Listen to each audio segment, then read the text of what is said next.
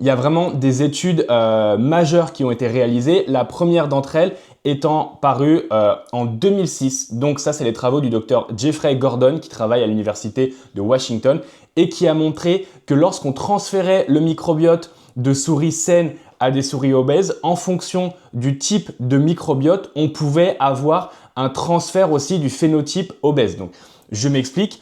L'idée, c'est que voilà, si on prend des souris saines à la base, qu'on retire leur microbiote, ou en tout cas ce qu'on appelle les souris axéniques. Dans la plupart des cas, elles sont modifiées génétiquement pour ne pas avoir de microbiote. On prend ces souris qui ont un poids normal et on vient leur greffer le microbiote de souris qui étaient obèses. On se rend compte que les souris qui initialement n'avaient pas de problématique en termes métaboliques vont développer un phénotype obèse, vont prendre du poids, vont avoir une modification de la composition corporelle.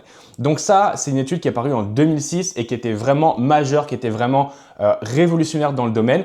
Et par la suite, du coup, il y a des chercheurs qui ont cherché, qui se sont attardés à comprendre quel était réellement l'impact du microbiote chez l'humain au niveau de la prise de poids, au niveau de l'utilisation des calories.